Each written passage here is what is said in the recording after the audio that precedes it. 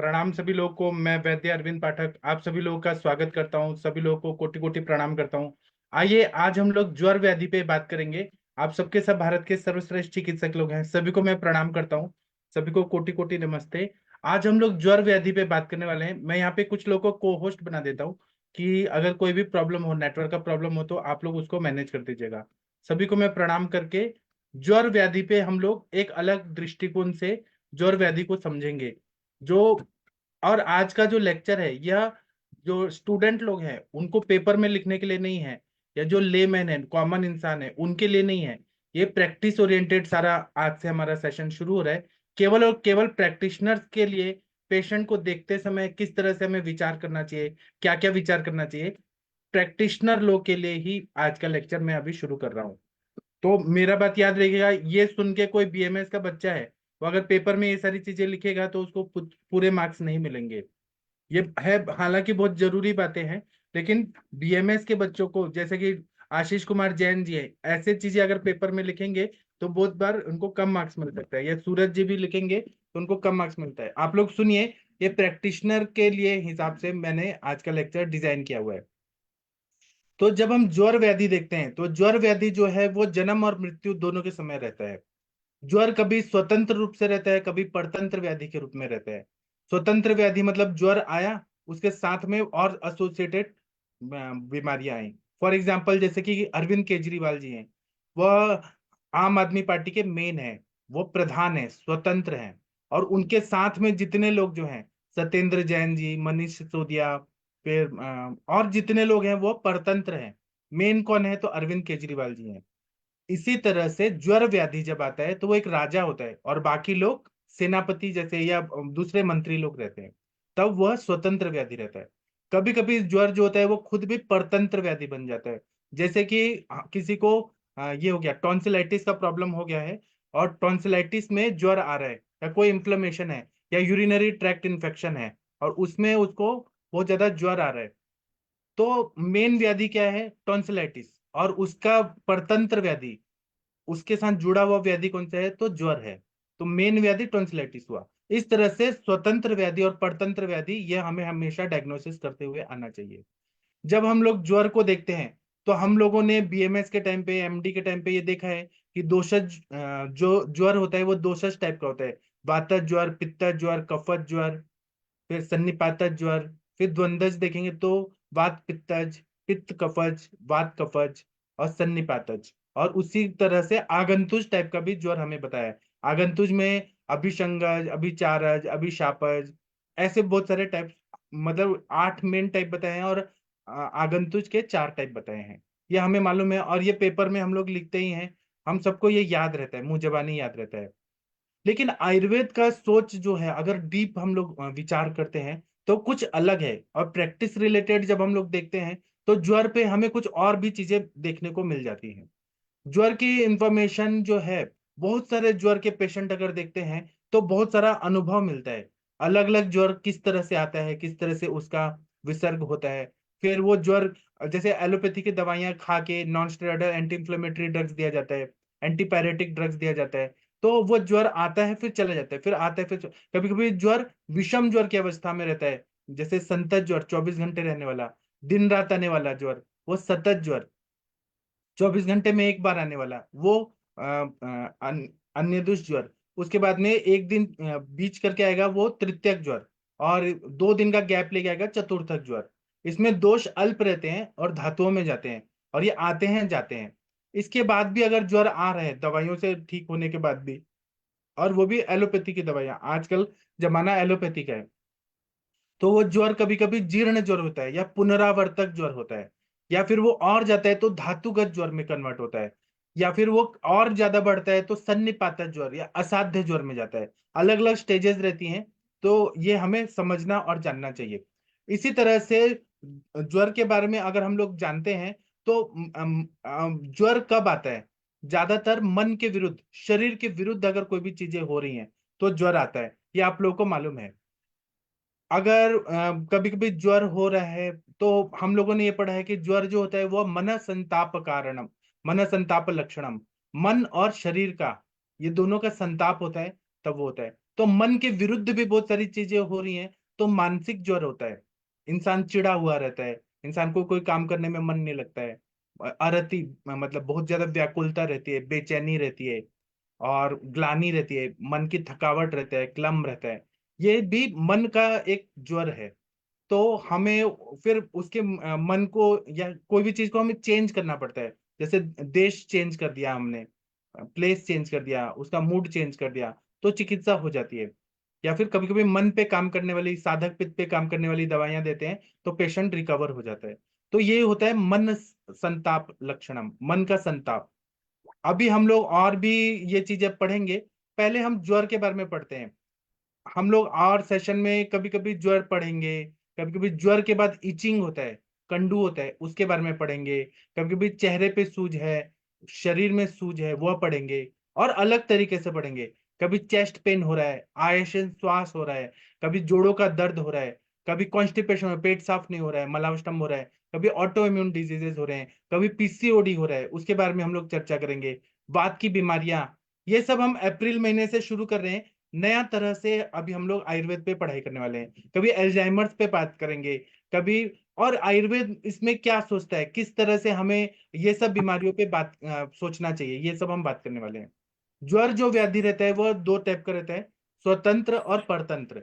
जैसे कि मैंने अभी आप लोगों से चर्चा किया। तो इसका उत्पत्ति कैसे हुआ है कि दक्ष प्रजापति का यज्ञ था, उसको विध्वंस करने के लिए शिव जी ने क्रोध किया। और क्रोध करने से वीरभद्र नाम का एक शिवगण को उत्पन्न किया, और तीसरी आंख को खोला। तो उनके आंख से क्रोध, और वो क्रोध में थे बहुत ज्यादा, और उनके निश्वास से, क्रोध के निश्वास से ज्वर रोग की उत्पत्ति हुई। और यह फिर जो लोग मिथ्याहार विहार करते हैं, जैसे कि दक्ष प्रजापति ने गलत काम किया था, शिव जी का अपमान किया था, उसी तरह से यह व्याधि भी उत्पन्न हो जाता है। तो हमें ज्वर को ये समझना चाहिए कि मिथ्या आहार विहार ये सबसे मेन है। मिथ्या आहार विहार अगर कोई करता है तो ज्वर होता है, और मन पे भी लियो अफेक्ट होता है, पे भी अफेक्ट होता है। कृपया म्यूट रखिए, सब हो रहा है। एक मिनट मुझे रुकिए। क्या है ना कि आप No, देख हाँ कृपया म्यूट रखिए आप लोग। तो ज्वर व्याधि जो रहता है, इसकी उत्पत्ति कैसे हुई है, तो क्रोध से हुई है। शिव जी ने क्रोध किया, इसीलिए यह ज्वर व्याधि की उत्पत्ति हुई। अब क्रोध जो है, उसका डायरेक्ट संबंध किससे आता है, तो पित्त पे आता है, पित्त दोष पे आता है। और धातु में अगर देखें तो रक्त धातु और रस धातु को ये विकृत करता है। खासकर रक्त धातु पे इसका अफेक्ट डायरेक्ट पड़ता है। और फिर दूसरा अगर हम लोग देखते हैं तो रस धातु अगर बिगड़ा है, तो त्वचा पर भी इसका संबंध आता है, इसलिए देह संताप, शरीर गर्म हो जाता है, यह हमें देखने को मिलता है। और दूसरा हम लोगों ने डेफिनेशन पढ़ा है कि क्रोधात पित्तम, क्रोध से पित्त की उत्पत्ति शरीर में ज्यादा मात्रा में होती है। तो हम लोग इसको समझ सकते हैं कि पित्त दोष की विकृति हो रही है ज्वर में। तो पित्त के अंशांश कल्पना से हमें ज्वर को समझना चाहिए कि बॉडी में हीट बढ़ रहा है, उष्णता तीक्ष्णता बहुत ज्यादा बढ़ रहा है, द्रव गुण भी बहुत ज्यादा बढ़ रहा है, और शरीर का जो सौम्य भाव है वह बहुत कम हो रहा है। सौम्यता कम हो रही है, उष्णता बहुत ज्यादा बढ़ रही है, दोषों का विलयन हो रहा है। और साधक पित्त भी विकृत हो रहा है, मन पे भी उसका अफेक्ट हो रहा है, शरीर पे भी अफेक्ट हो रहा है। उसी तरह से मानसिक भाव अगर हम लोग देखते हैं, तो जैसे कि अभिद्रोह, अभिद्रोह मतलब किसी को नुकसान करने की जो प्रवृत्ति रहती है, मन में सोचना या फिर सच में करना, अभिद्रोह। उसी तरह से निंदा करना, निष्ठुरता रखना, ये जो स्वभाव रहता है इससे, और ये क्रोध को एग्रेवेट करते हैं ये सारी चीजें। तो इनका कहीं ना कहीं मन से संबंध आता है। दूसरा क्या है कि अगर मन का संबंध है तो हम दूसरे भाव पदार्थ को उतना कंसिडर नहीं करेंगे, क्योंकि यहाँ पे मन दूषित हुआ है। मन रज और तम की वजह से, बहुत ज्यादा दूषित होने की वजह से ये सब हो गया। अब अगर हम लोग अधिष्ठान देखेंगे ज्वर का, तो इसमें मन और शरीर दोनों इसमें जुड़े हुए रहते हैं। कभी भी ज्वर ऐसे नहीं आता है, उसमें मन का भी इन्वॉल्वमेंट रहता है और शरीर का भी इन्वॉल्वमेंट रहता है। दूसरा अगर हम शारीरिक रूप से देखें, तो जब गुस्सा आता है किसी को, तो जो आमाशय है वो सिकुड़ जाता है, सिकुड़ जाता है, और 3-3 घंटे तक खुलता ही नहीं है। तो इसके वजह से जो रस धातु है वो कितना सफर होता है, मतलब रस धातु बनना कितना मुश्किल हो जाता है।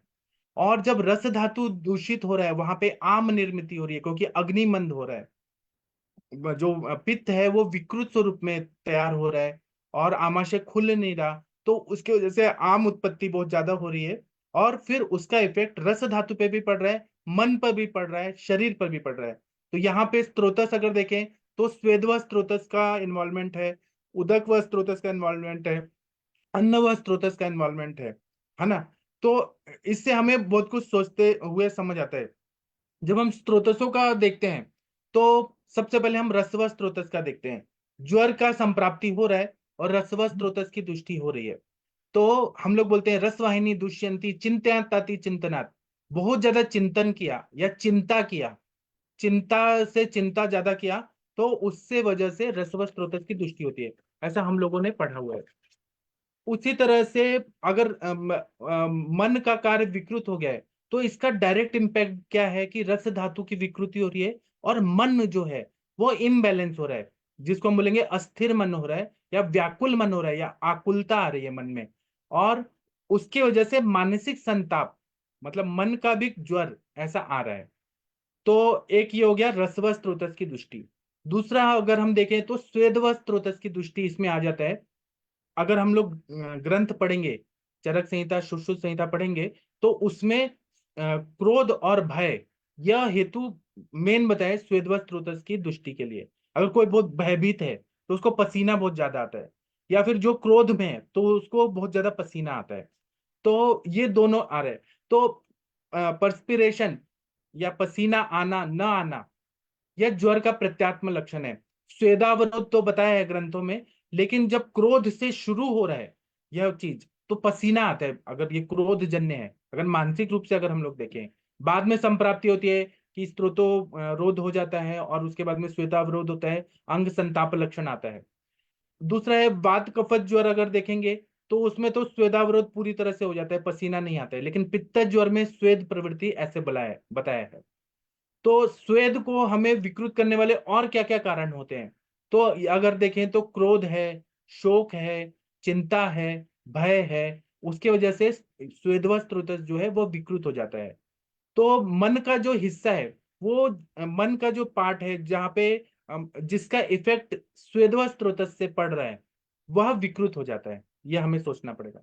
उसी तरह से उदक व स्त्रोतस, उदक व स्त्रोतस जब हम लोग करते हैं तो भय, भय की वजह से उदक व स्त्रोतस विकृत होता है। जैसे कोई डर गया है बहुत ज्यादा, डरने के बाद उसको बहुत ज्यादा प्यास लगती है, जब पानी पिला लेंगे, ऐसे बोला है कि उदकम आश्वासकरम श्रेष्ठम, आश्वासन देने में जो पानी है वह सबसे श्रेष्ठ बताया। जो कोई भयभीत है उसको गला सूखता है, बहुत प्यास लगती है, कहीं ना कहीं उदक व स्त्रोतस की दृष्टि हो जाती है। और यहाँ पर भय की वजह से एक मानसिक जो है विकृति, भय अगर बहुत ज्यादा हो गया है, काम शोक भयाद वायु, वायु का प्रकोप होता है और उदक व स्त्रोतस को वो बिगाड़ देता है। उसी तरह से चिंता, भय, क्रोध, शोक, अभिद्रोह और मन से संबंधित जितना भी ये सारी चीजें हैं, मद मात्सर्य ईर्ष्या द्वेष, ये सारी चीजें हैं, ये स्त्रोतों को दुष्टि करने में कारणीभूत रहती है और ज्वर को उत्पन्न करने का एक मेन कारण बताया गया है। अगर उदक व स्त्रोतस की दुष्टि देख रहे हैं हम लोग और आम की उत्पत्ति अगर हम लोग मान रहे हैं, तो आम क्या है? उदक व स्त्रोतस में तो जल है, लेकिन आम क्या है? तो पृथ्वी और जल तत्व अगर विकृत हो गया है और यहाँ पे कफ दोष भी विकृत हो गया है, तो उदक व स्त्रोतस की दृष्टि हमें दिखती है कि पूरी जगह आम आम जाके उदक व स्त्रोतस को इम्बैलेंस कर रहा है, स्त्रोतोरुद्ध कर रहा है।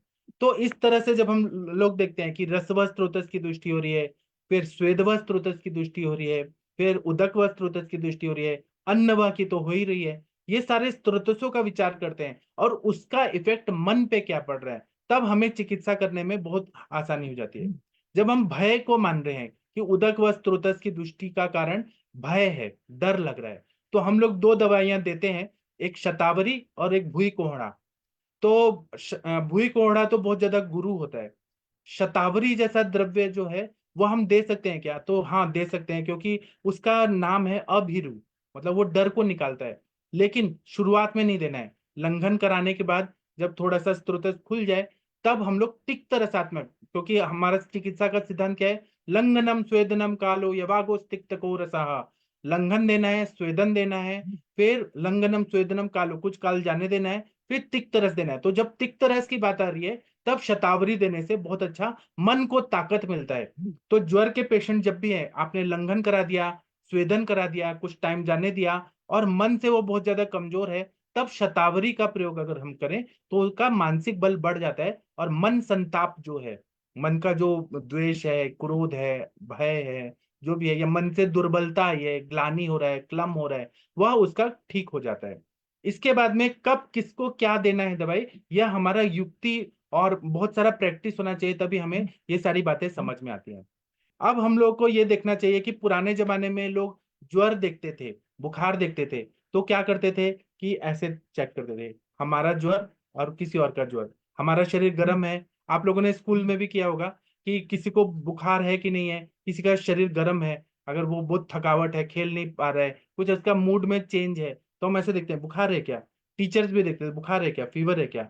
अगर है फीवर तो हम उसको हॉस्पिटल भेज देते थे। ऐसा मैंने तो देखा है स्कूल लाइफ में। तो उस टाइम पे थर्मामीटर वगैरह था कि नहीं था। जब हम लोग ये देखते हैं कि हम लोग पराधी गुण मानते हैं, हमारे आचार्य लोग पराधी गुण को मानते हैं, तो उस टाइम पे संख्या ये चीज तो हो गई। तो और उन लोगों ने पारा पे काम किया ही था, तो वो थर्मामीटर भी बना सकते थे। लेकिन उन्होंने थर्मामीटर क्यों नहीं बनाया, इसका क्या कारण है?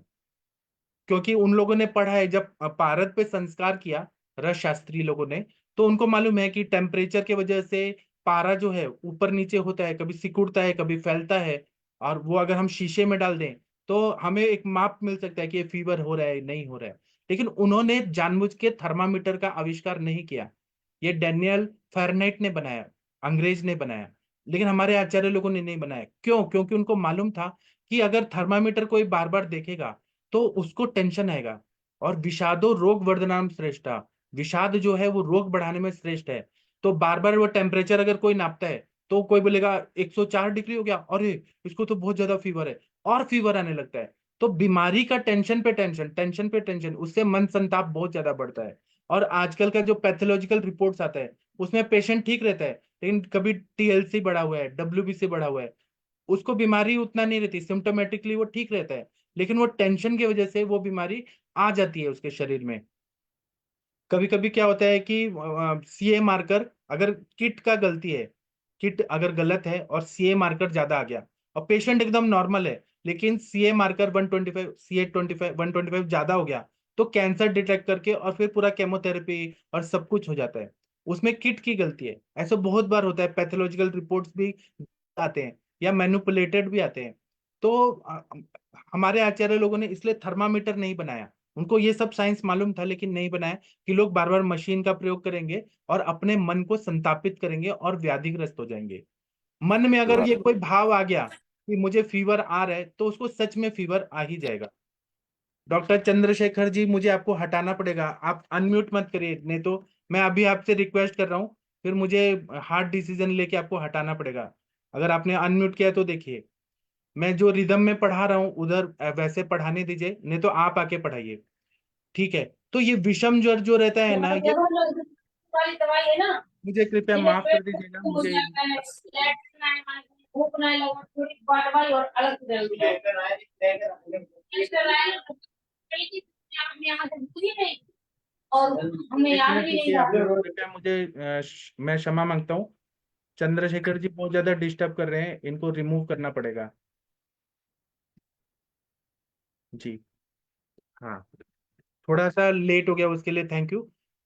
तो अभी जो टाइफाइड होता है उसमें हमें विषम ज्वर के बार बार सिम्टम आते हैं।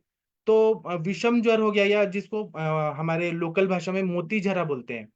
तो इसमें यह पाया जाता है कि जो टेम्परेचर होता है वह कभी कभी ऊपर नहीं आता, लेकिन टेम्परेचर ज्यादा रहता है, लेकिन सिम्टम्स जो रहते हैं वो पता नहीं चलते हैं। विडाल टेस्ट करने के बाद 10 दिन के बाद हमें पता चलता है कि ये टाइफाइड हुआ है, डायग्नोसिस होता है। तो दूसरा क्या है कि 1800 के आसपास उन्होंने, डेनियल फेरनाइट ने जब इन्वेंशन किया था, तो उन्होंने ये पाया कि पारा जो है वह टेम्परेचर के हिसाब से ऊपर नीचे मरकुरी होता है, कभी सिकुड़ जाता है, कभी ये होता है, ऊपर नीचे होता है। उस हिसाब से उन्होंने थर्मामीटर का आविष्कार किया। जब स्वतंत्र और परतंत्र विकार जब रहते हैं, तो स्वतंत्र विकारों में जैसे स्वतंत्र ज्वर में थर्मामीटर का बहुत ज्यादा महत्व रहता है। अभी हमारे सर ने ये बताया है कि गुदा मार्ग में जो गुदा में जो रेक्टल टेम्परेचर होता है वो सबसे ज्यादा रहता है, फिर एक्जिला में रहता है और मुंह में, मतलब अगर हम सबसे कम टेम्परेचर मुंह में रहता है, नॉर्मल अगर रहे फीवर तो, उसके बाद में एक्जिला में रहता है, और गुदा मार्ग में, गुद भाग में सबसे ज्यादा टेम्परेचर होता है। ये ऐसा रिसर्च पाया गया है। तो अगर कोई पेशेंट बहुत ज्यादा सीरियस है, और दूसरा है कि हम लोग तो ये एक स्टडी है कि अलग अलग जगह पे अलग अलग टेम्परेचर रहता है। कोई छोटा बच्चा है जो 2 साल का है या 1 साल का है, और उसको फीवर है, तो काश्यप जी का जो वेदना अध्याय है उसमें उन्होंने बताया, क्योंकि बच्चा बोल नहीं सकता है, वो अभी उस अवस्था में नहीं कि कुछ अपनी बातें बताए, लेकिन वेदना अध्याय में बोला है कि अगर बच्चा के आंख से पानी बहुत ज्यादा आ रहा है, नाक से श्वास ज्यादा चल रहा है, और वो कंधे उसके लूज पड़ रहे हैं, तो उसको ज्वर जैसे पूर्व रूप आ रहे हैं, और फिर उसका त्वचा बढ़ जाएगा। कुछ लोग उस मतलब उस अवस्था में अगर टेम्परेचर है कि नहीं है, तो बच्चों को रेक्टल टेम्परेचर चेक करके पता लगाते हैं कि वो उसको है कि नहीं है। तो हमें लेकिन वेदना अध्याय को ध्यान में रखते हुए अलर्ट रहना चाहिए कि इसको ज्वरज्ञ कुछ दवाइयां दे दें। अगर कोई पेशेंट कोमा में चला जाता है, तब हमें रेक्टल टेम्परेचर देखना है, गुदमार्ग का टेम्परेचर, तो वो सबसे ज्यादा रहता है, उससे कम मुंह में रहता है, उससे कम बगल में रहता है, ऐसा बताया गया। जैसे कि अगर गुदा मार्ग में 100 डिग्री फ़ारेनहाइट है, तो वो गुदा मार्ग में, उसके बाद में 99.4 है तो वो एक्जिला में है, उससे कम है तो 98.4 या 99.4 वो मुंह में रहता है। अलग अलग जगह का अलग अलग टेम्परेचर रहता है।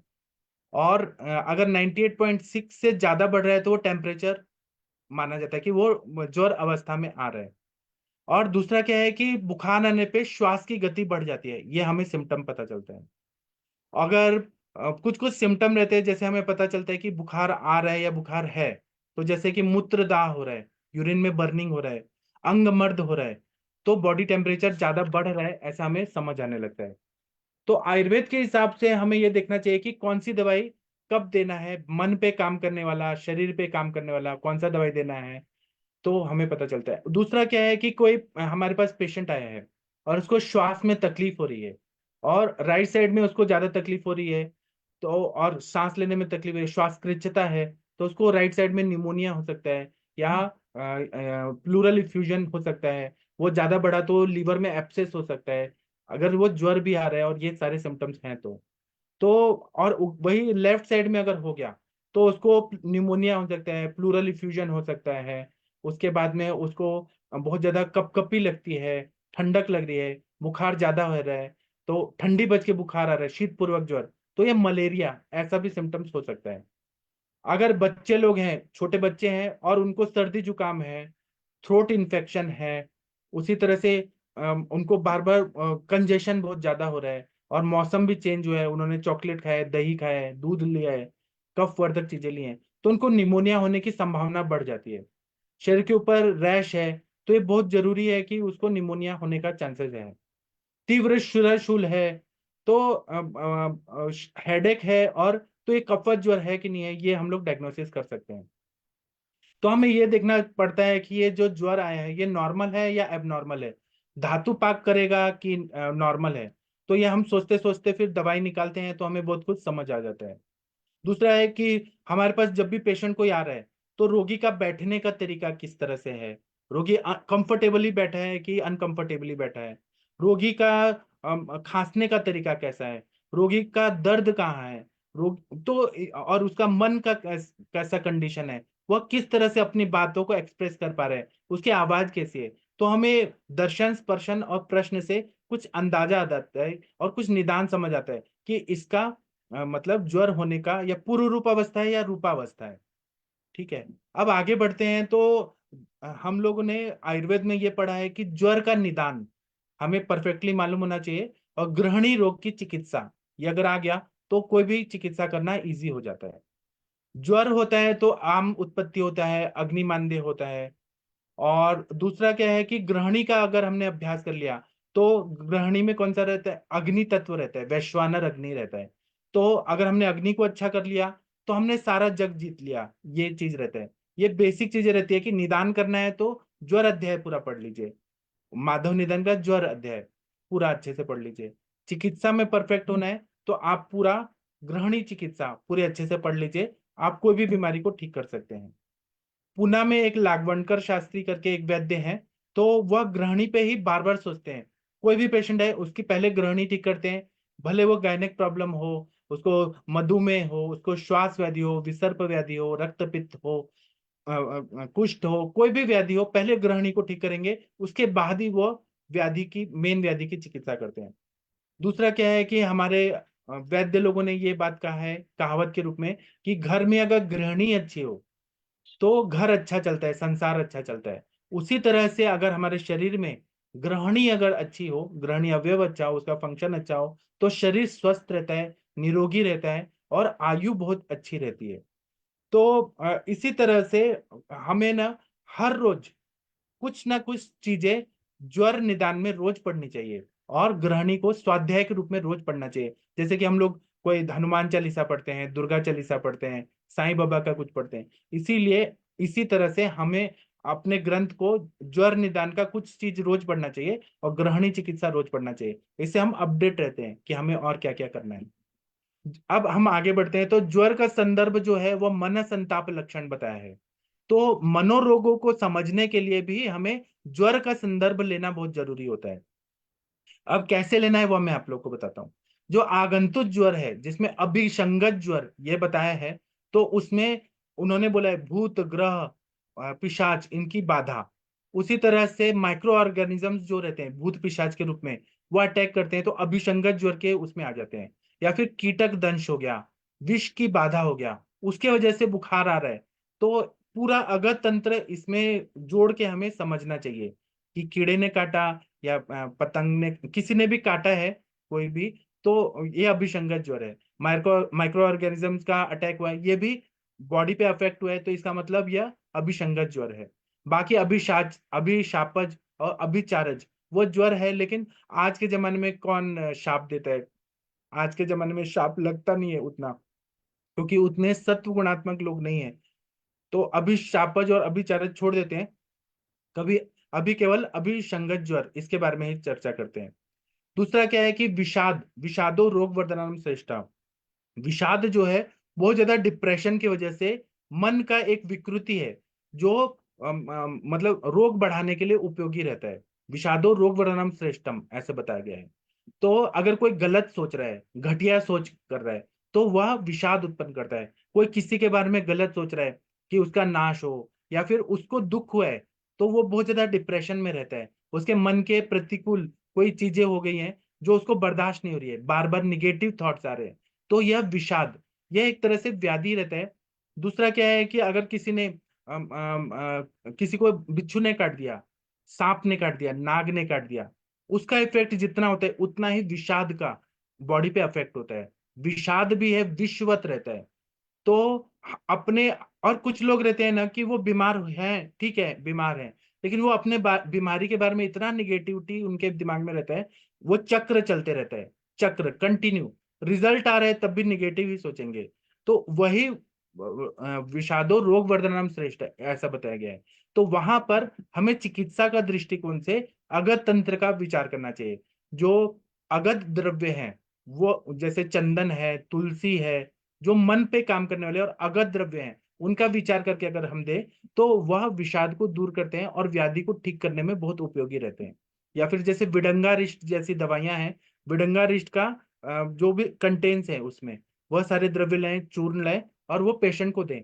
तो अगत द्रव्य अगर हम देंगे जो विष को नष्ट करते हैं, कृमि को नष्ट करते हैं, वो सारे अगत द्रव्य हैं विडंगारिष्ट में। वो सारे जब द्रव्य देते हैं, या चंपक आदि अगत देते हैं, चंद्रोदय अगत देते हैं, दशांग अगत देते हैं, तो विषाद जो है वह पूरी तरह से ठीक हो जाता है। तो मानसिक रोगों में हमें अगत तंत्र का प्रयोग करने से बहुत अच्छा फायदा होता है। दूसरा क्या है कि मन को अगर हम देखते हैं तो मन जो रहता है वो कभी हीन सत्व रहता है, मन जो रहता है अवर सत्व रहता है, कभी मन जो रहता है प्रवर सत्व रहता है।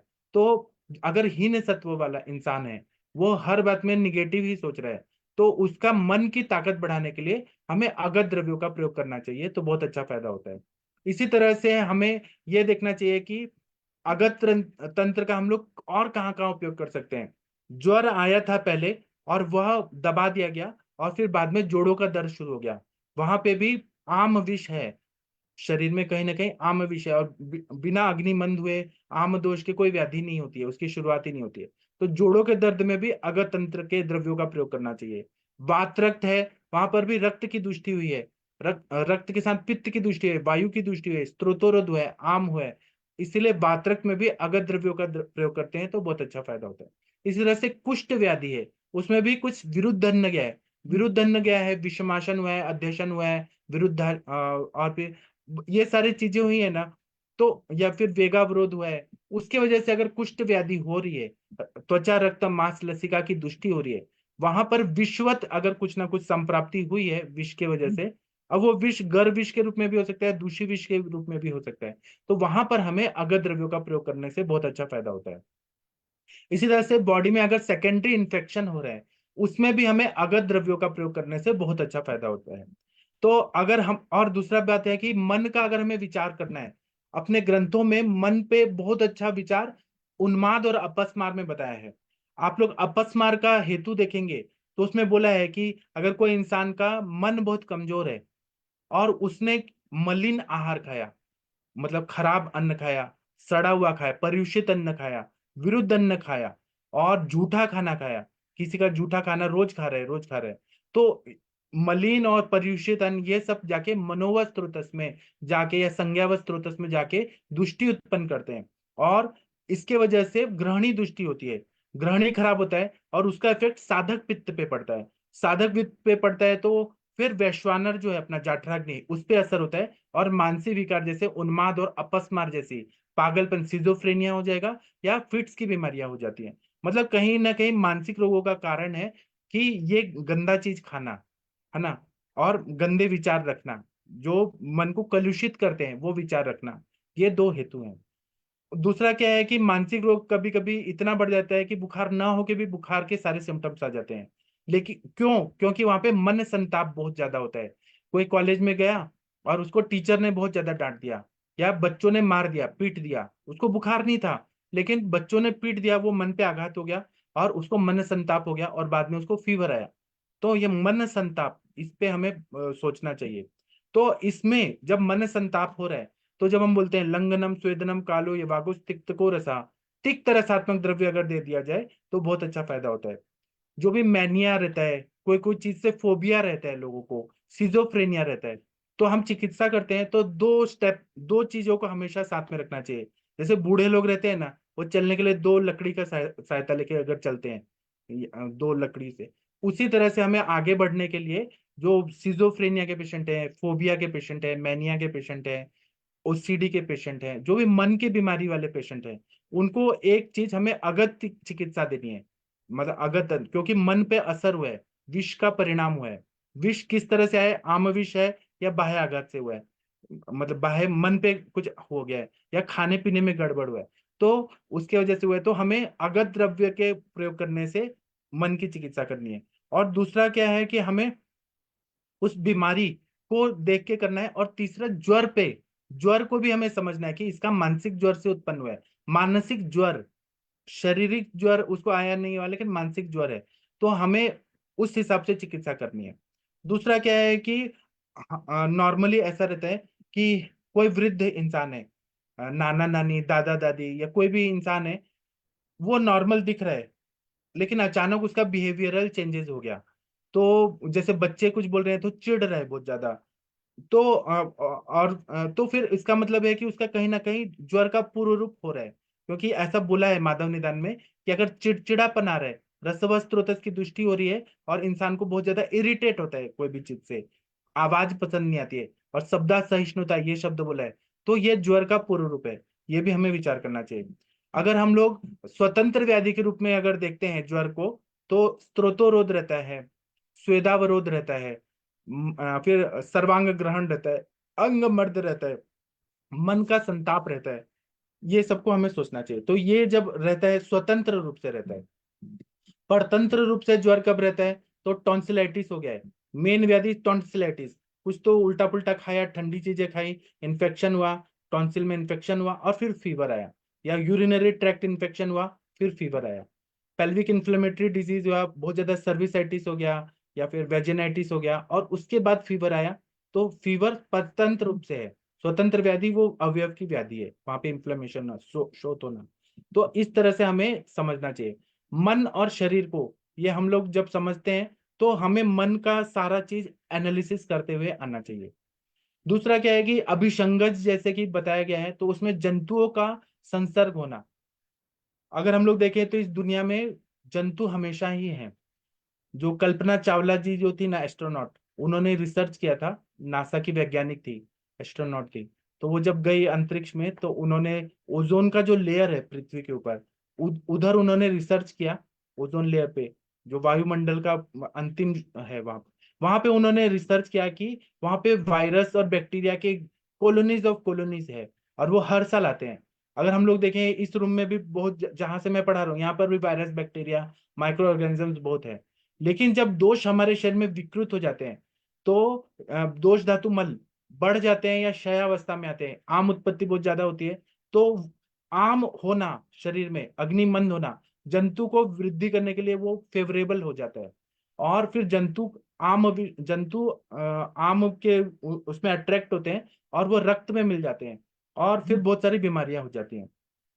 अब जितने भी कम्युनिकेबल डिजीजेज आए, एपिडेमिक डिजीजेस आए, जैसे कि कोरोना वायरस आया, स्वाइन फ्लू आया, और भी बहुत सारी बीमारियां आ रही हैं, बहुत हर साल कोई ना कोई वायरल इन्फेक्शन आ रहा है, एपिडेमिक डिजीज आ रहा है। पहले मम्स होता था, चिकन पॉक्स होता था, अभी स्मॉल पॉक्स तो है नहीं, या फिर मिजल्स आ रहे हैं। तो ये सब एक दूसरे के संपर्क से बढ़ता है। एयरबॉर्न डिजीज होता है या वाटर बॉर्न रहता है, किसी ना किसी तरह से वो फैलता है। तो इसमें क्या करते हैं, और कुछ एनवायरमेंटल फैक्टर्स रहते हैं कि अगर मौसम चेंज हो रहा है, कफ की वृद्धि हो रही है, तो वायरस को बहुत ज्यादा चांस मिलता है बॉडी में एंटर करके और आम वृद्धि करने का। वायरस तो कभी भी घुस सकते हैं, लेकिन उसको आम विष मिला, दोषों का इम्बैलेंस हुआ तो वो व्याधि हो जाता है। या फिर अग्निमंद हुआ है, बॉडी में पानी ज्यादा है, क्लेद ज्यादा है, तो शरीर एक मीडिया बन जाता है वायरल इन्फेक्शन होने के लिए, होस्ट बन जाता है। तो फिर शरीर में विष बढ़ता है। तो इसीलिए हमें विष की चिकित्सा हमेशा ध्यान में रखना है कि कोई भी व्याधि हो, रक्तपित्त हो, विसर्प हो, गायनेक प्रॉब्लम हो, इनफर्टिलिटी हो, हमें विष का चिकित्सा जरूर करना है, तभी हमें सक्सेस मिलता है। लेकिन आयुर्वेद के चिकित्सा लोग विष की चिकित्सा पे ध्यान नहीं देते, लेकिन इसको देना चाहिए। पहले के जमाने में लोग, कम्युनिकेबल डिजीज होता था, प्लेग हो जाता था बहुत ज्यादा, तो प्लेग हो जाता था तो लोगों को सन्निपात ज्वर होता था, कर्णमूल बहुत ज्यादा शोथ हो गया और इंसान मर जाता था।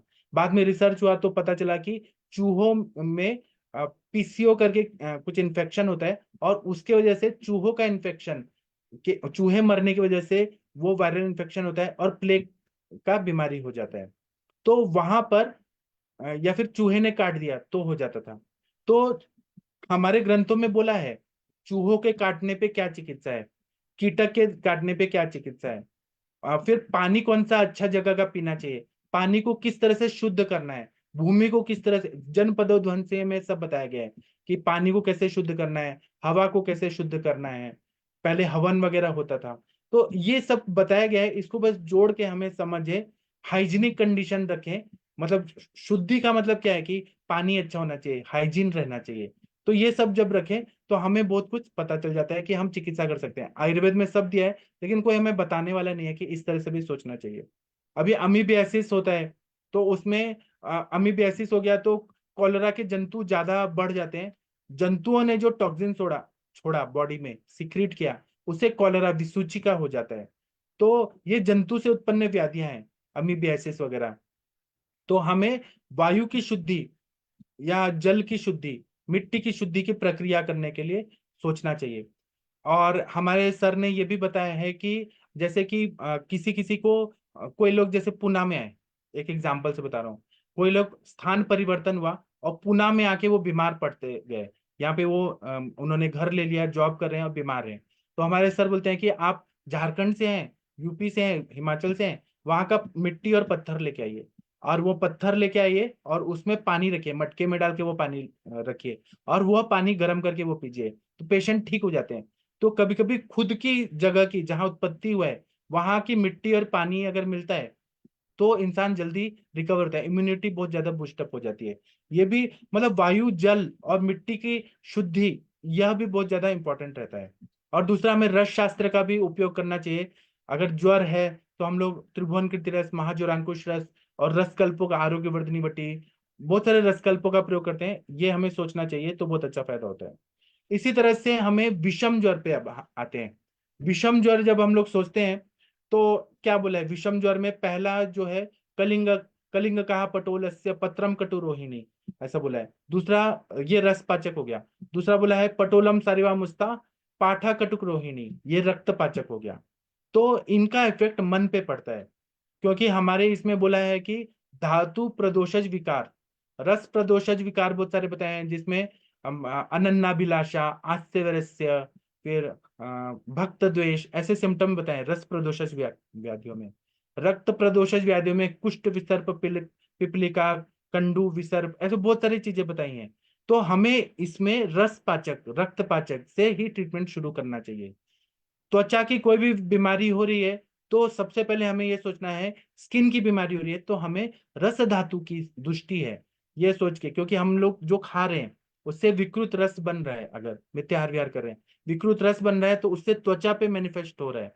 अगर हमने वो खाना अच्छा किया और उसका रस पाचक दिया तो स्किन अपने आप अच्छा होने लगता है।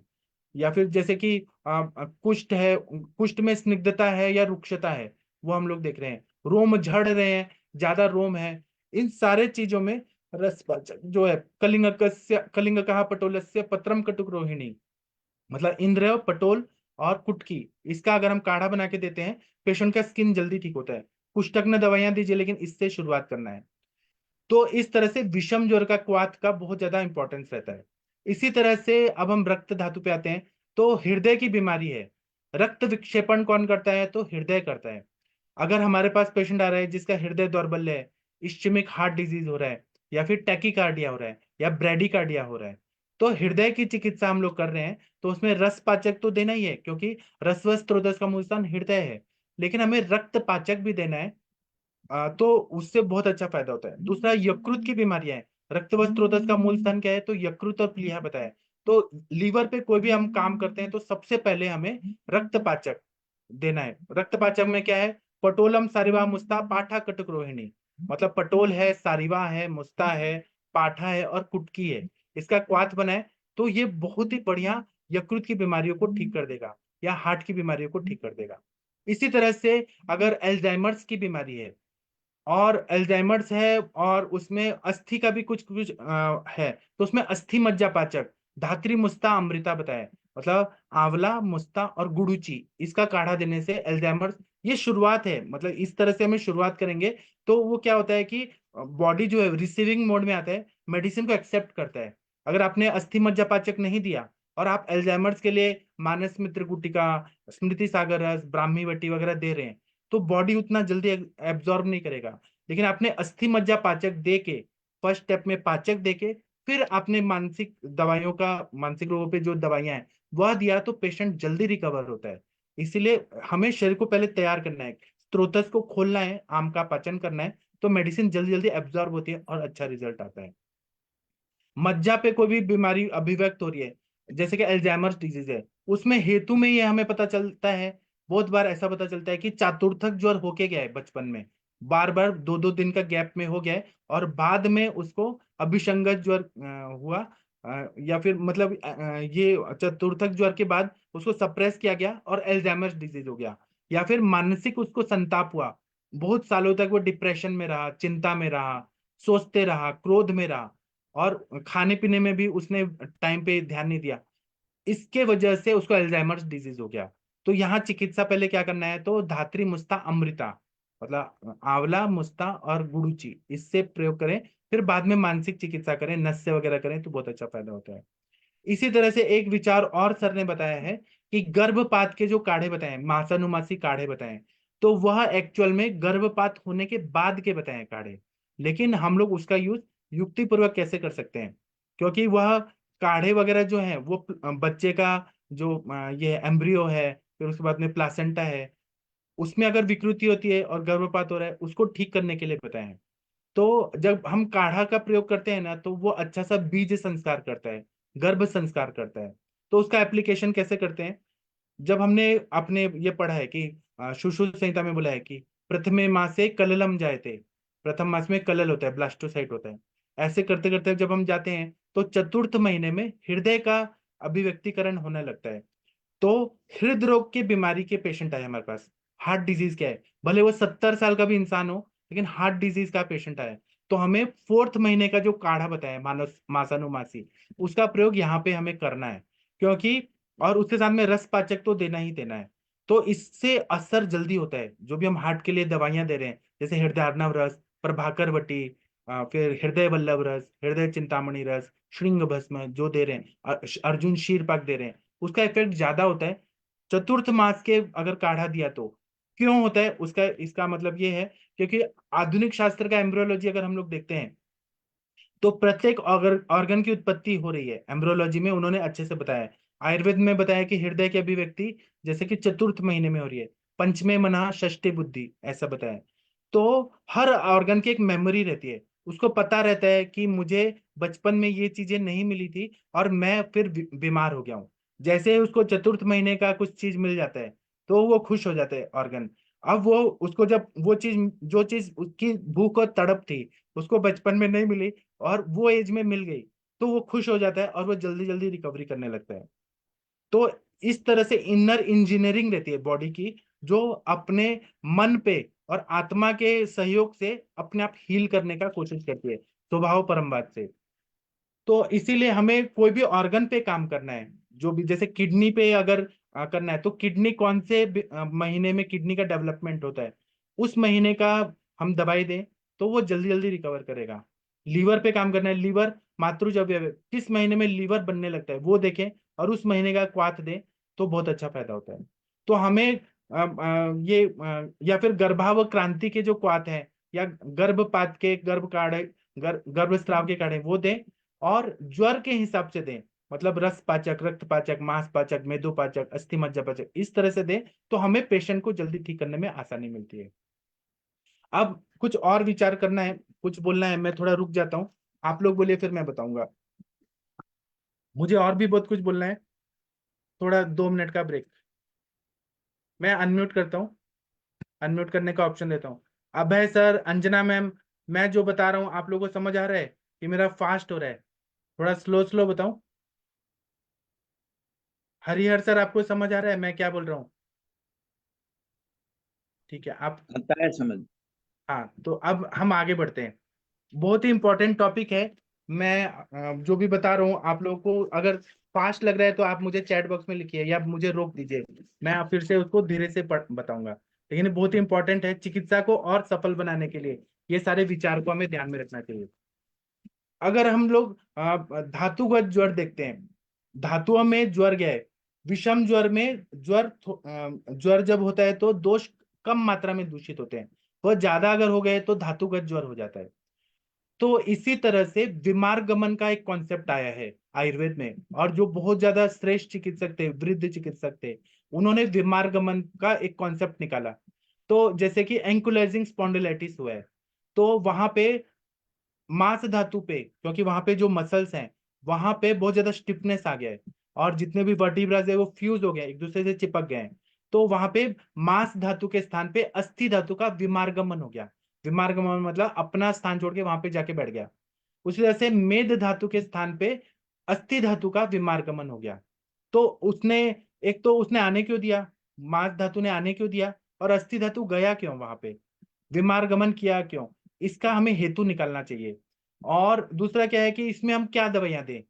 जहां जहां मांस का अवयव है, इसी तरह से और भी जगह रहते हैं जहां पे मांस पे, जैसे कि फाइब्रोसिस हो गया, लंग्स का फाइब्रोसिस हो गया, लीवर का फाइब्रोसिस हो गया, किडनी में फाइब्रोसिस हो गया, जो जो धातु का स्थान है वहां पे विमार्गमन हो रहा है अस्थि धातु का, या हार्ट में आर्टेरियोस्क्लेरोसिस हो गया, अस्थि धातु का विमार्गमन हो रहा है।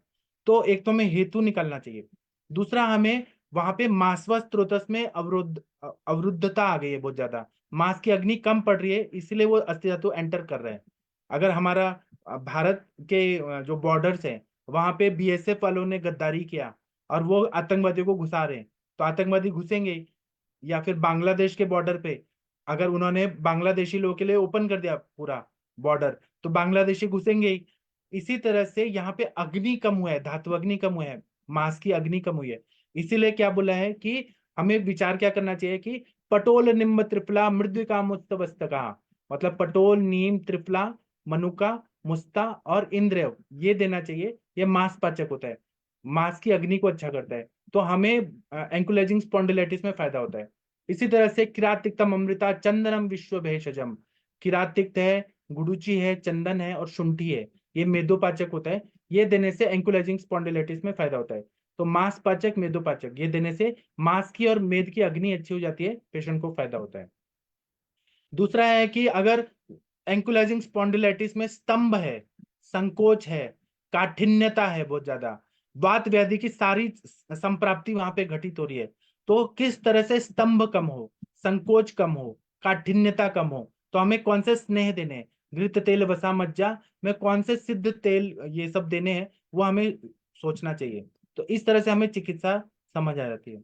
इसी तरह से लीवर कैंसर के पेशेंट हमारे पास आते हैं, तो ऐसा पता चलता है पाल्पेट करने पे, आप लोग अगर ऑन्कोलॉजी डिपार्टमेंट में गए होंगे, लीवर कैंसर के पेशेंट दिखा होगा, तो वहां पे ऐसे तो लीवर कैसे है, मातृज अवयव है, स्मूथ ऑर्गन है, रक्त व स्त्रोत का मूल स्थान है, वहां पे काठिन्यता आ जाती है, जैसे काला पत्थर रखा हुआ है, जैसे स्टेरोसिस ऑफ लीवर, या मतलब लीवर कैंसर हो गया, दगड़ पत्थर रख दिया है, वहां पे रक्त धातु में अस्थि धातु का विमार्गमन हो गया है।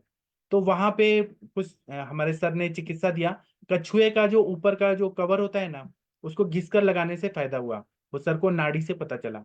मतलब अस्थि धातु का विमार्गमन रक्त व स्त्रोत के मूल स्थान में हो गया। इसी तरह से ब्रेस्ट में फाइब्रोएडिनोमा होता है, वहां पे अस्थि धातु है, वहां स्तन्याशय में चला गया है। और स्तन्य कैसे बनते हैं, रसा स्तन्यम, रस का उपधातु स्तन्य, उसके आशय में कौन चला गया, अस्थि धातु चला गया, इसलिए वहां पे क्या हो गया, विमार्गमन हुआ, अस्थि धातु का विमार्गमन हुआ। तो वहां पे हमें रस पाचक, रक्त पाचक, अस्थि मज्जा पाचक, ये सब द्रव्य देने हैं, मांस पाचक, मेदो पाचक, क्योंकि पूरा ब्रेस्ट है वो मांस और मेद से बना हुआ है, तो मांस पाचक, मेदो पाचक ये भी देना है। तो वो जल्दी जल्दी कांचनार गूगल वगैरह दीजिए, लेकिन ये जब देंगे तो वो रिसीविंग मोड में आता है, मेडिसिन जल्दी जल्दी काम करने लगती है। इतना बढ़िया ये आयुर्वेद का साइंस है ना। इस वजह से आर्टेरियोस्क्लेरोसिस की कंडीशन रहती है, उसमें आर्टरीज जो रहती है, वेन्स रहते हैं, वो हार्ड होने लगता है, मतलब रक्त में अस्थि धातु का विमार्गमन होने लगता है। तो हमें वो वहां पे क्या देना है, रक्त पाचक और अस्थि मज्जा पाचक, मुस्ता, अमृता और गुड़ुचि, मुस्ता, आंवला और गुड़ुचि, ये देना चाहिए, बहुत अच्छा फायदा। और रक्त पाचक भी देना चाहिए, आर्टेरियोस्क्लेरोसिस ठीक होता है। या उससे सिद्ध घृत देना है, अस्थि मज्जा पाचक से सिद्ध घृत, या फिर रक्त पाचक से सिद्ध क्या घृत देना है, बहुत अच्छा फायदा होता है। इस तरह से स्वर्ण भस्म देना है, वो भी आर्टेरियोस्क्लेरोसिस में बहुत अच्छा फायदा करता है। इसी तरह से दोषज ज्वर के बहुत सारे टाइप रहते हैं, वातज, पित्तज, वात कफज, वात पित्तज, पित्त कफज। तो हमारे पास जब भी पेशेंट आ रहे हैं ना, तो 70-80 सिम्टम्स लेके आते हैं, तो हमें उनको पूरा देखना चाहिए। जैसे कि अगर किसी को आलस्य है, गौरव है, मतलब गुरुता बहुत ज्यादा हो रहा है, आलसपना बहुत ज्यादा आ रहा है, ये कफ का सिम्टम है। चिमचिमायन हो रहा है, चीटियां काटने जैसा, और या झंझनाहट हो रही है, बाध्यता आ रही है, वो वात का है। तिमिर है, आंखों के आगे अंधेरा छा रहा है, तो वो पित्त का है। इस तरह से हमें देखना है। और हम चिकित्सा में पित्त कफात्मक संप्राप्ति को भंग करते हैं, उसके काढ़े जो हैं, जैसे पित्त कफात्मक ज्वर का जो मेडिसिन है वो यहाँ पे देंगे, वात पित्तात्मक का जो है, जो सिम्टम आ रहा है उस हिसाब से देंगे, तो फिर बीमारी हमें जल्दी जल्दी सॉल्व करने को इजी हो जाती है। लक्षण कितने भी रहे, लेकिन हम इस तरह से सोचते हैं तो जल्दी जल्दी ठीक हो जाता है। दूसरा क्या है कि आयुर्वेद में बोला है कि लंघनम स्वेदनम कालो ये वागुस तिक्तो को रसा, तो हमें पेशेंट को लंघन कराना चाहिए। अगर लंघन जितना करे वो ठीक है, अगर लंघन नहीं कर पाता है, बहुत सारे पेशेंट आज के मॉडर्न जमाने के लंघन नहीं कर पाते हैं, तो उनको मुद्ग यूज पे रख दें, मंड पे रख दें, फ्रूट जूसेस पे रख दें, सूप पे रख दें, ऐसे रख दें तो लंघन हो जाता है इजीली। और फिर उसके बाद लंघन होने से आम दोष निकल जाए, स्त्रोतस थोड़ा शुद्ध हो जाते हैं, फिर मूल व्याधि समझ आ जाती है। तो केवल ज्वर की चिकित्सा करने से बहुत सारा चीज सॉल्व होने लगता है। तो हमें हर समय ज्वर की विधि संप्राप्ति और संख्या संप्राप्ति को ध्यान में रखना चाहिए और उसका यूज करना चाहिए। दूसरा क्या है कि नाड़ी हमें देखना चाहिए, ज्वर की नाड़ी है वात पित्त और कफ वाली नाड़ी, उसकी सिवियरिटी पता चलती है हमें।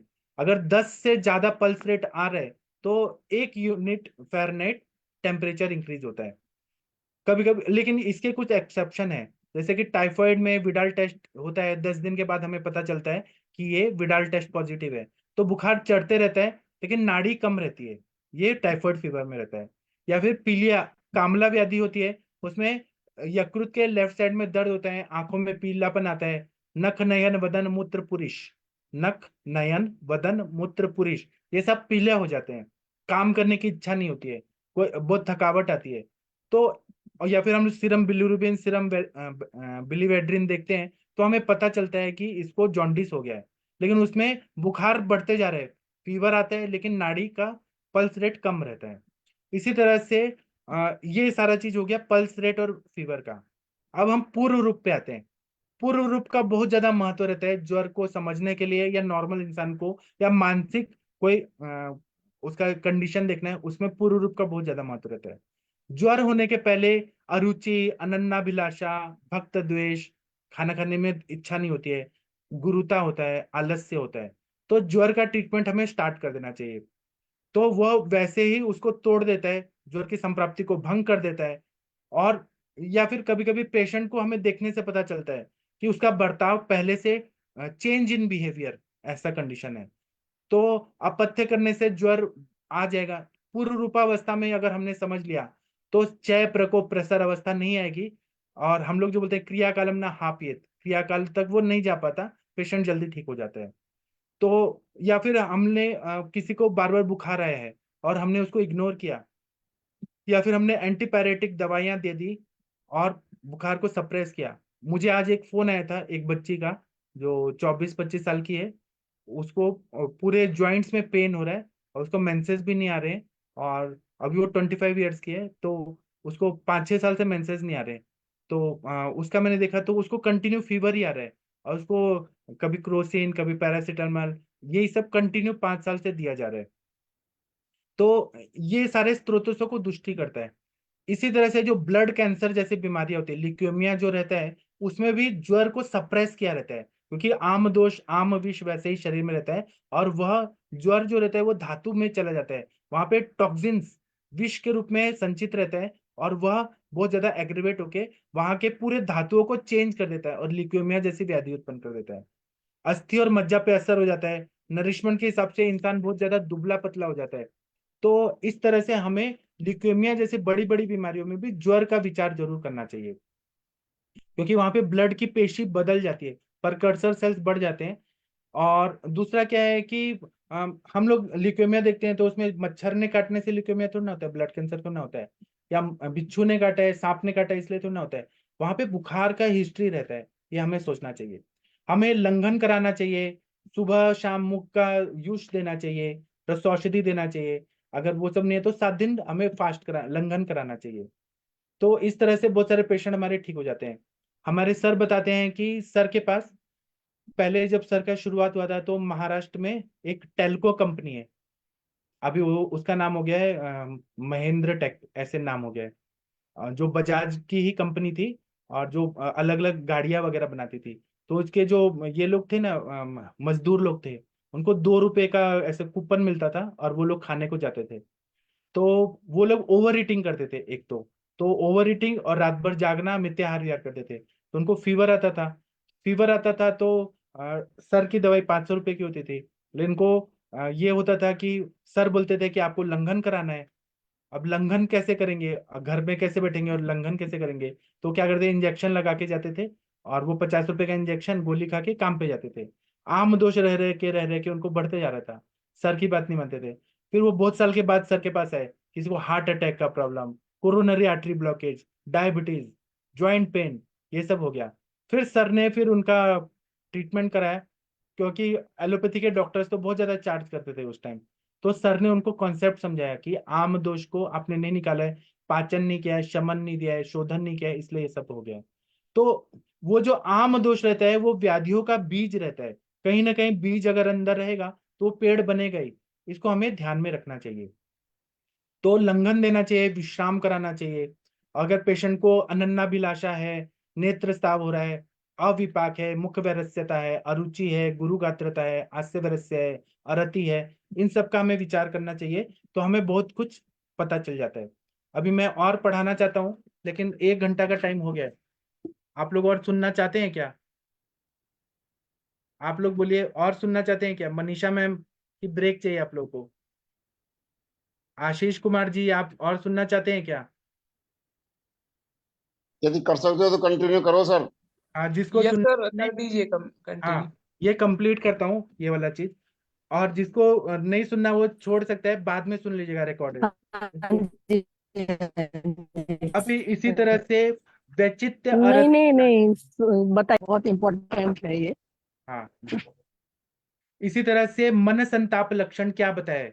चक्रपाणी दत्त जी ने टीका में लिखा है, वैचित्र्य अरति ग्लानि। वैचित्र्य मतलब चित्त व्याकुल रहता है, आकुलता बहुत ज्यादा रहती है। और अरति रहता है, मन का बहुत ज्यादा दुख रहता है, इरिटेशन बहुत ज्यादा रहता है, ग्लानि मन की थकावट बहुत ज्यादा रहती है। और दूसरा क्या है कि औत्सुक्य रहता है, मतलब उत्साह नहीं रहता है, मोह बहुत ज्यादा रहता है। औत्सुक्य, मोह और अरति। जब हम वाग्भट संहिता देखते हैं तो वाग्भट संहिता में पहला श्लोक क्या बताया? औत्सुक्य मोहारति, औत्सुक्य मोहारति जगान यो पूर्व वैद्य नमो अस्तुते। मतलब जो पूर्व वैद्य हुए हैं, जिनका औत्सुक्य चला गया है, मोह चला गया है, अरति चला गया है, ऐसे जो वैद्य निर्गुण हो गए हैं, निष्पाप हो गए हैं, उनको नमस्कार करते हैं, ऐसा बताया गया है। तो ये औत्सुक्य और मोह ये जो दूर करता है, वो वैद्य हमारे लिए भगवान के समान है ना। तो ये जो है मन का व्याधि जो है, औत्सुक्य, अरति, मोह, मोह में कृष्ण भगवान भी थे। उनको ये समझ नहीं आ रहा था कि मैं युद्ध करूं कि नहीं करूं, क्योंकि उनको युद्ध करना तो जरूरी था। उनकी वाइफ द्रौपदी का चीरहरण किया गया था, अपमानित किया गया था, उनको इतना कष्ट भोगना पड़ा था। ये सारा चीज उनके लाइफ में हुआ था, और वो युद्ध क्षेत्र में आके मोह में पड़ गए। अब उनको ये समझ नहीं आ रहा था कि मैं युद्ध करूं, ऐसे भी ये लोग मर जाएंगे, हम भी मर जाएंगे, तो हम युद्ध क्यों करें? तो उनका जो मोह है वो किसने दूर किया? भगवान श्री कृष्ण ने किया, कि तुम्हें धर्म की रक्षा के लिए युद्ध करना है। तो जो हमारा मोह दूर करे, जो हमारा व्याकुलता दूर करे, वो हमारे लिए गुरु है, भगवान के रूप में है। 1 मिनट रुक जाइए, 1 मिनट बस।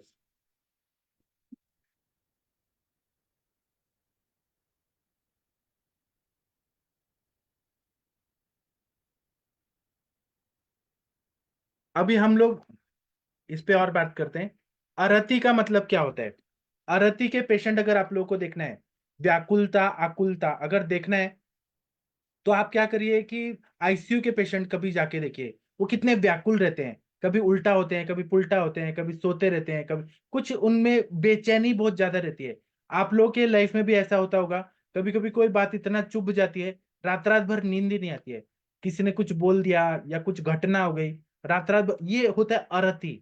मन का ये संताप है, मन का ये व्याधि है।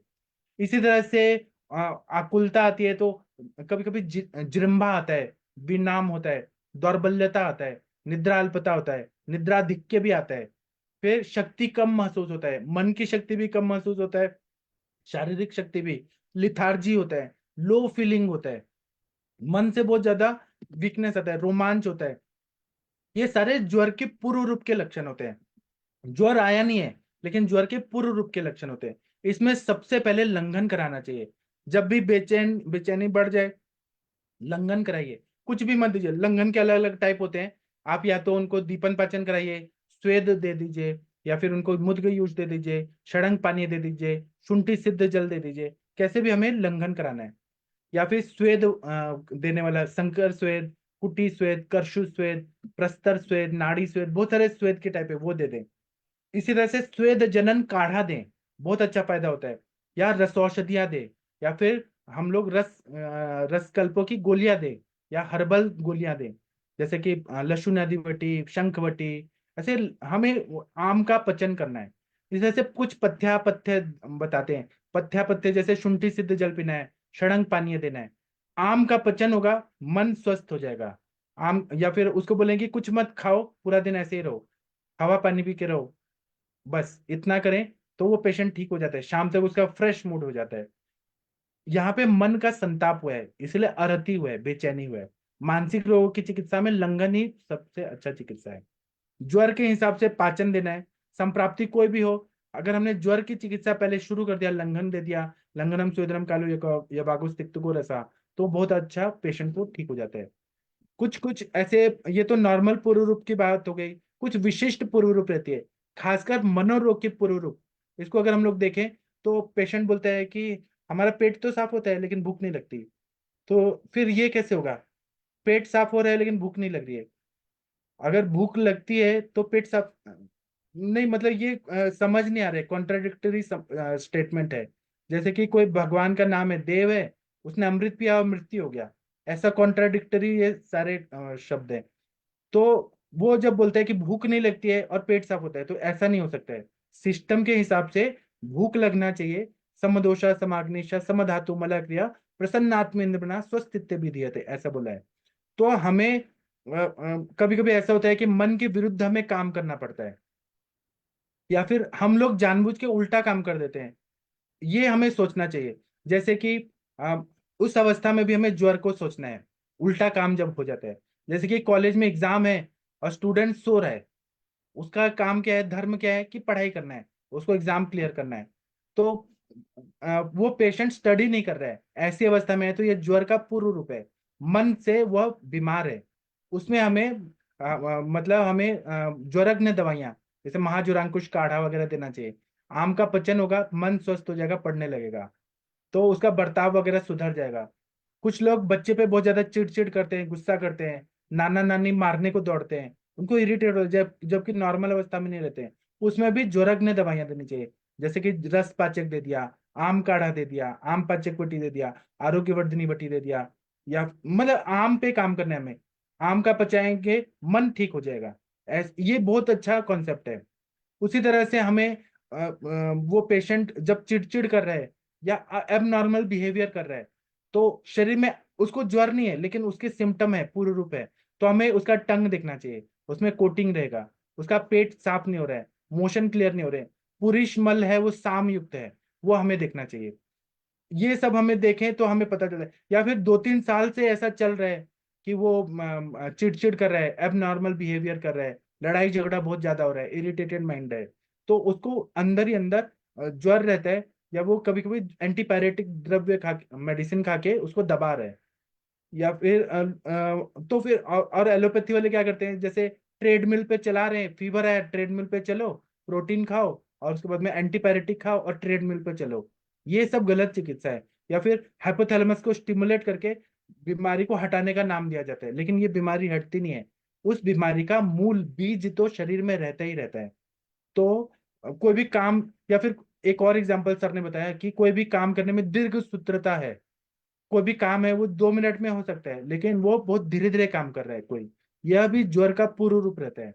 उसमें भी हमें, या उल्टा पुल्टा काम कर रहा है कोई भी इंसान, जो उसको नहीं करना चाहिए लेकिन वो बेवकूफ की तरह उल्टा काम कर रहा है। फॉर एग्जाम्पल जो हमारे कांग्रेस के युवराज है, उनको देखिए कभी भी गुस्सा में बहुत ज्यादा रहते हैं, उनको ज्वर का पूर्व रूप है कहीं ना कहीं। ऐसा डायग्नोसिस से मुझे पता चला है पर्सनली, किसी और की नहीं, मैं खुद बता रहा हूँ। वो चिड़े चिड़े हुए हैं, दुनिया से चिड़े हुए हैं, हर चीज से।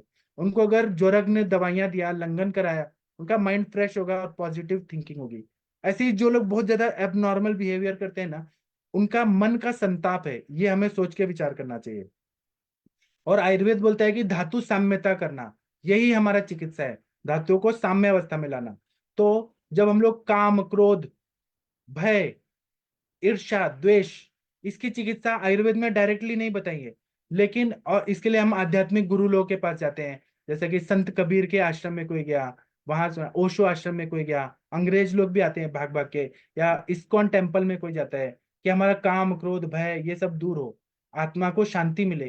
क्योंकि सब कुछ है लेकिन आत्मा को शांति नहीं मिलती है, नींद नहीं आती है, मन शांत नहीं होता है। तो इसमें हमें क्या विचार करना चाहिए?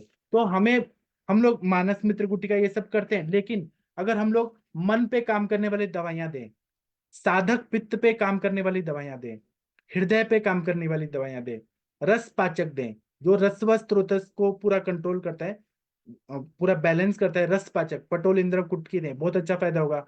उदक व स्त्रोतस पे काम करने वाली दवाइयां दें, स्वेद व स्त्रोतस पे काम करने वाली दवाइयां दें, मन पे कार्य करें, तो मन भी अच्छा होगा, शरीर भी अच्छा होगा। तो इस तरह से जब हम लोग सोचते हैं, तो जब हमारे पास आम बात के पेशेंट आते हैं निमोनिया के पेशेंट आते हैं, निमोनिया प्लस फीवर है कंटिन्यू। फिर मज्जावस्त्र स्त्रोतस की व्याधियां, एल्जाइमर्स, और फिर मोटर न्यूरॉन डिजीज, फिर मल्टीपल स्क्लेरोसिस या इनफर्टिलिटी, ऐसे बहुत सारे पेशेंट आते हैं। हमें उनको चिकित्सा करना इजी जाता है। कहीं ना कहीं ज्वर हुआ, अभी इनफर्टिलिटी के केस में आप लोग देखिए बहुत बार क्या होता है कि ट्यूबरकुलोसिस हुआ रहता है और फिर उसका इफेक्ट यूट्रस पे पड़ता है और ट्यूबल ब्लॉक हो जाता है। वहां पे हमें पहले ज्वर की चिकित्सा करते हुए ब्रीहन करना है और फिर ट्यूबल ब्लॉक की चिकित्सा करना है, वो ठीक हो जाते हैं पेशेंट, फिर फर्टाइल हो जाते हैं। ये सबको हमें सोचना चाहिए कि ज्वर जन्म के समय भी रहता है, मृत्यु के समय भी रहता है। ज्वर पे पूरा कॉन्सेंट्रेट करना चाहिए, मन वाला पूरा कॉन्सेप्ट क्लियर करना चाहिए, पूर्व रूप अवस्था देखना चाहिए। तो और अगत तंत्र का सारांश ये है कि हमें इन तरफ से, ऐसे आयामों से, अलग अलग चीजों से ज्वर को देखना चाहिए, तो हमें और कुछ सीखने को मिलता है पेशेंट में। बस हो गया, आज का इतना हो गया। आप लोगों को कैसा लगा आज का लेक्चर? आशीष जी, आपको कैसा लगा? आपने शायद सर के लेक्चर सुने होंगे, ये वीना मैम। यस सर, मैंने सर के सुने थे। तो आपने जो बताया तो काफी सिंप्लीफाइड भी है और एलेबोरेट भी कर दिया काफी, तो बहुत अच्छा लगा। और सबको सुनना चाहिए इसको, मतलब ठीक है, जितने भी डॉक्टर्स को इसको सुनना चाहिए, काफी सिंप्लीफाइड है। ठीक है।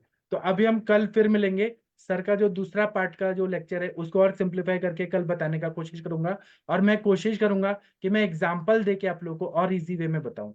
ठीक है, तो अभी मैं अच्छा, सेशन बंद करता हूँ। बहुत अच्छा हुआ सर। मैंने ज्वर जो आज भी बोला पहली है बार वो मेरे समझ सर में का ही आया। लेक्चर है, उसको सिंप्लीफाई करके बोलने का कोशिश किया है। ठीक है, थैंक यू, प्रणाम सभी लोगों को। अब हम कल मिलते हैं, और आज अभी हम 9 बजे मिलेंगे थोड़ी देर बाद। Thank you.